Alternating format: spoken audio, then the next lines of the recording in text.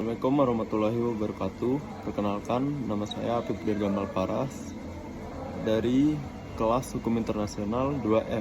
Saya semester 4, NIM saya 4012311126. Di sini saya akan menjelaskan tentang mengapa Vatikan atau Tata Suci diakui sebagai subjek hukum internasional. Tata Suci memiliki peran yang lebih luas dibandingkan sekedar sebuah negara karena keterlibatan diplomatiknya di tingkat global. Subjek hukum internasional adalah entitas yang dimiliki hak dan kewajiban dalam hukum internasional seperti negara, organisasi internasional, dan individu dalam beberapa kasus. Tata Suci adalah otoritas tertinggi dalam Gereja Katolik Roma yang dipimpin oleh Paus. Selain berperan dalam urusan keagamaan, Tata Suci juga berperan dalam diplomasi internasional. Status hukum Tata Suci. Penjelasannya berbeda dengan negara kota Vatikan yang merupakan wilayah fasik. Tata Suci adalah entitas hukum yang mewakili Gereja Katolik yang di dalam hubungan internasional. Statusnya sebagai entitas hukum internasional sudah diakui sejak lama dan tetap berlaku meskipun tidak memiliki wilayah yang luas. Pengakuan internasional. Di sini penjelasannya, hubungan diplomatik dengan lebih dari 180 negara menjadikannya aktor global dalam hukum internasional. Status pengamat tetap di PBB sejak tahun 1964 memungkinkan Tata Suci untuk berpartisipasi dalam sidang-sidang internasional tanpa menjadi anggota penuh. Perjanjian internasional atau Concordat. Tata Suci menandatangani kesepakatan resmi dengan berbagai negara untuk mengatur hukum Gereja Katolik dengan negara-negara tersebut. Lalu masuk ke kriteria subjek hukum internasional. Penjelasannya, menurut hukum internasional, entitas dianggap sebagai subjek hukum internasional jika memiliki 1. Kemampuan membuat perjanjian internasional. Tata Suci sering menandatangani konkordat dengan negara lain. 2. Perwakilan diplomatik atau nunciatur apostolik setara dengan kedutaan besar dalam hubungan internasional. 3. Kemampuan mengajukan klaim di forum internasional. Tata Suci dapat menyampaikan pendapat atau tuntutan di tingkat global. Lalu masuk ke perbedaan dengan negara kota Vatikan. Penjelasannya, Tata Suci adalah entitas keagamaan dan politik yang memiliki pengaruh global terlepas dari wilayah fisik tertentu.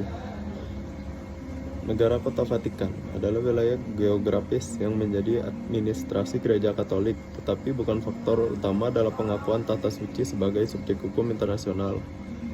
Lalu masuk ke kesimpulannya, Tata Suci memenuhi kriteria subjek hukum internasional karena memiliki kemampuan diplomatik, hubungan internasional, dan pengaruh hukum. Peranannya dalam hukum internasional lebih dari sekedar negara karena juga menjadi pusat keagamaan dengan pengaruh moral dan etis yang kuat.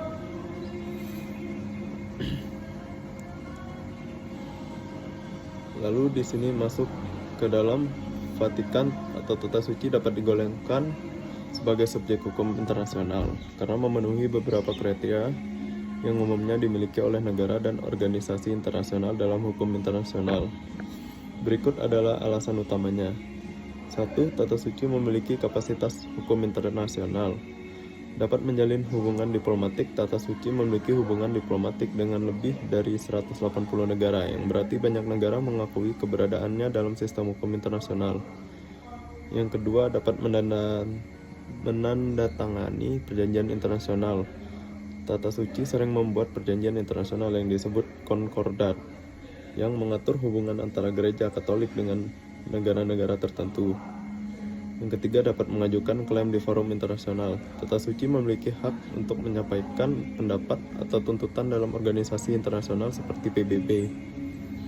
Masuk kedua, status pengamat tetap di PBB. Sejak tahun 1964, Tata Suci diakui sebagai pengamat tetap di Persekretariatan Bangsa-Bangsa atau PBB. Status ini memungkinkan Tata Suci untuk berpartisipasi dalam sidang-sidang PBB, menyampaikan pendapat serta mempengaruhi kebijakan internasional, meskipun bukan anggota penuh. Yang ketiga, perbedaan antara Tata Suci dan negara kota Vatikan. Tata Suci adalah entitas hukum internasional yang memiliki Gereja Katolik Roma dan umat Katolik di seluruh dunia.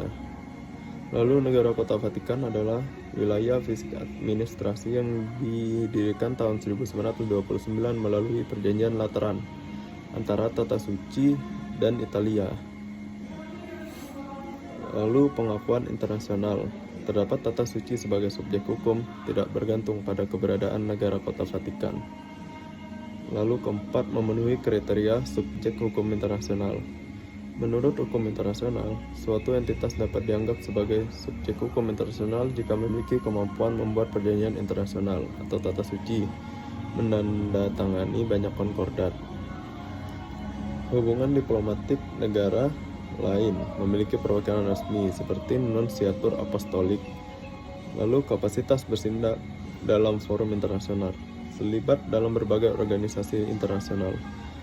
Kesimpulannya, tata suci memenuhi kriteria sebagai subjek hukum internasional, meskipun bukan negara dalam arti konvensional.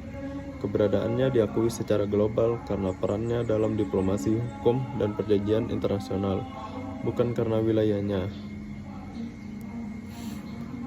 Lalu mengapa tata suci Vatikan dianggap sebagai subjek hukum internasional? Karena entitas yang memiliki hak dan kewajiban dalam hukum internasional serta dapat berpartisipasi dalam hubungan internasional. Umumnya, subjek hukum internasional mencakup negara, misalnya Amerika, Indonesia, dan lain-lain. Organisasi internasional, misalnya PBB, WHO, dan lain-lain. Yang ketiga, individu dalam kasus tertentu, misalnya pelaku kejahatan perang diadili oleh Mahkamah Pidana Internasional. Namun ada satu entitas unik yang juga diakui sebagai subjek hukum internasional, yaitu Tata Suci atau Holy See. Tata Suci adalah otoritas tertinggi dalam Gereja Katolik Roma yang dipimpin oleh Paus. Tata Suci tidak hanya berperan dalam urusan keagamaan, tetapi juga memiliki peran politik dan diplomatik yang signifikan di dunia internasional. Tata Suci berbeda dengan negara kota Vatikan, meskipun keduanya sering dianggap sama. Yang ketiga, mengapa tata suci bisa menjadi subjek hukum internasional? Biasanya suatu entitas diakui sebagai subjek hukum internasional jika memiliki kedaulatan, wilayah, dan penduduk. Namun tata suci tidak memiliki wilayah luas seperti negara pada umumnya, tetapi tetap diakui sebagai subjek hukum internasional karena memiliki pengaruh global dan kapasitas diplomatik. Kesimpulannya, tata suci adalah entitas keagamaan yang memiliki kapasitas hukum internasional. Meskipun wilayahnya kecil, hanya terbatas di Vatikan, pengaruh dan peran diplomatiknya membuat diakui dalam hukum internasional. Oleh karena itu, tata suci dapat menjalin hubungan diplomatik, menandatangani perjanjian internasional, dan berpartisipasi dalam organisasi internasional seperti PBB. Sekarang masuk ke struktur hukum tata suci atau Holy See. Tata Suci atau Holy See adalah pusat pemerintahan Gereja Katolik Roma yang memiliki struktur hukum tersendiri. Struktur ini mencakup otoritas keagamaan, administrasi pemerintahan, dan hubungan diplomatik internasional. 1. Paus atau Bishop of Rome, pemimpin tertinggi. Paus adalah kepala tata suci dan memiliki otoritas penuh dalam urusan keagamaan dan politik di Vatikan. Paus dipilih oleh Dewan Kardinal melalui konklav setelah kematian atau pengunduran diri Paus sebelumnya. Yang ketiga, semua keputusan hukum dan administrasi tata suci berasal dari otoritas Paus. Yang kedua, Kuria Romana atau pemerintahan tata suci. Kuria Romana adalah lembaga administrasi yang membantu Paus dalam menjalankan pemerintahan Gereja Katolik dan urusan diplomatik Vatikan. Struktur Kuria Romana terdiri dari yang pertama, Sekretariat Negara atau Secretariat of State, bertanggung jawab atas hubungan diplomatik dan kebijakan luar negeri Vatikan. Lalu dipimpin oleh Kardinal Sekretaris Negara yang berperan seperti Perdana Menteri Vatikan. Lalu Kongresasi atau Congregation, bertugas menandatangani berbagai aspek gereja Katolik di seluruh dunia, seperti doktrin, pendidikan, dan keuskupan. Contohnya, Kongresasi untuk ajaran iman, mengawasi ajaran gereja. Lalu masuk ke Dewan Kepausan, Pontifical Concourse, lembaga yang menangani bidang spesifik. seperti hubungan antar agama, keadilan sosial, dan komunikasi. Contohnya Dewan Kepausan untuk dialog antar agama. Lalu masuk ke pengadilan tata suci atau tribunals, lembaga hukum yang menangani masalah peradilan dalam gereja Katolik. Contohnya Penitentiaria Apostolik, menangani dosa berat dan pengampunan dari paus. Lalu kantor administrasi keuangan atau APS, IOR, dan lain-lain, mengelola keuangan dan aset Vatikan termasuk Bank Vatikan atau IOR yang menangani transaksi keuangan global gereja. Lalu yang ketiga ada hubungan diplomatik tata suci. Tata suci memiliki status hukum internasional yang diakui oleh lebih dari 180 negara. Tata suci mengirim nunsius apostolik atau duta besar Vatikan ke berbagai negara untuk mewakili kepentingan gereja Katolik. Lalu status pengamat tetap di PBB memungkinkan Vatikan untuk berpartisipasi dalam diskusi global. Kesimpulannya, struktur hukum tata suci mencerminkan peran ganda sebagai pusat agama dan aktor diplomatik internasional.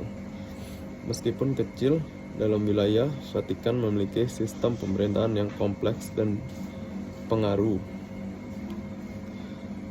Mungkin cukup pembahasan saya tentang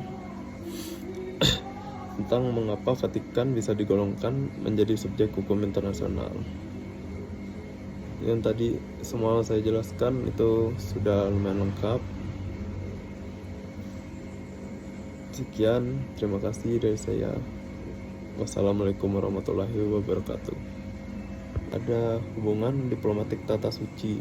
Tata suci memiliki status hukum internasional yang diakui oleh lebih dari 180 negara. Tata suci mengirim nunsius apostolik atau duta besar Vatikan